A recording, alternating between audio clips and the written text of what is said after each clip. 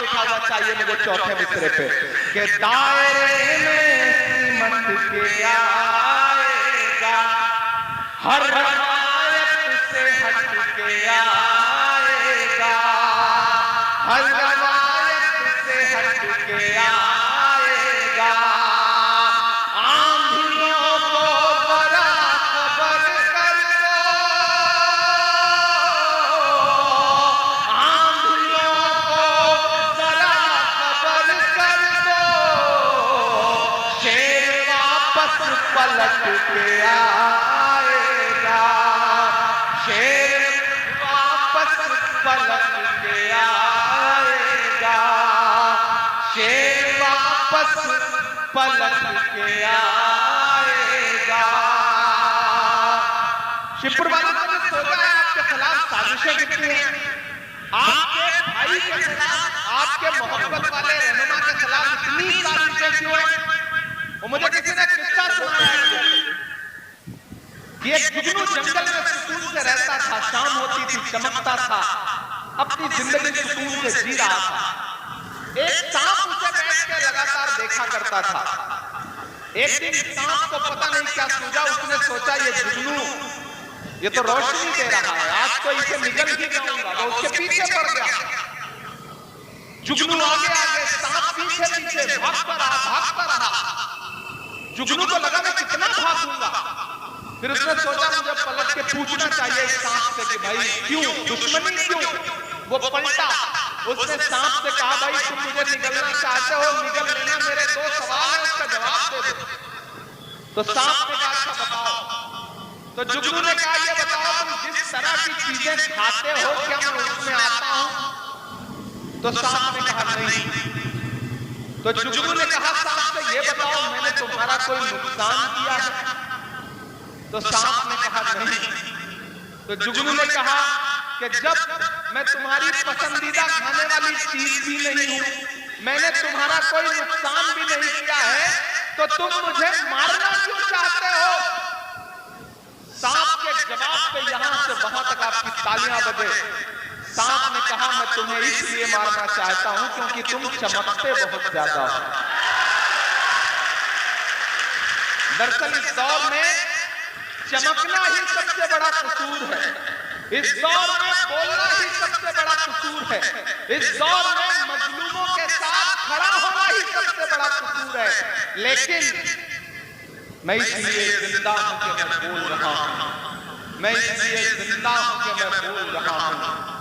दुनिया किसी गूंगे की कहानी नहीं लिखती, डरने से काम नहीं चलेगा, हम डरने वाले लोग नहीं हैं। अमीर शहर तेरा हुक्म मान ले लेकिन, अमीर शहर तेरा हुक्म मान ले लेकिन, किसी फकीर की आवाज रोक लेती है। तमाम शहर तेरे हक में बोलता है मगर मुझे ज़मीर की आवाज रोक लेती है।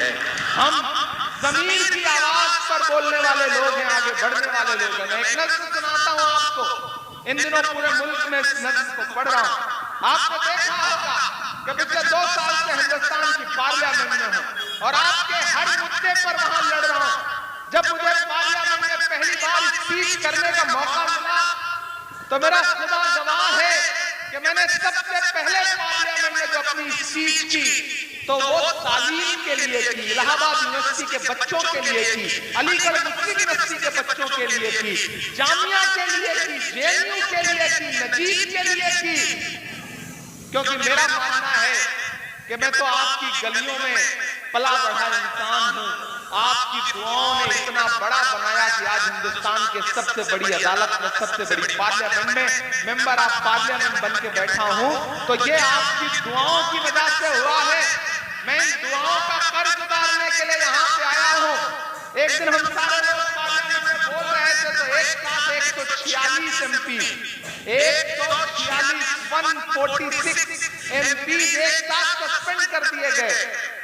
जब मैं पार्लियामेंट से बाहर निकला तो मीडिया के साथी खड़े थे, उन्होंने कहा इमरान साहब सस्पेंड कर दिए गए, बुरा लग रहा है। मैंने कहा नहीं, खुश हूं, ये तो हमारे लिए तमगा है, अवार्ड की तरह है।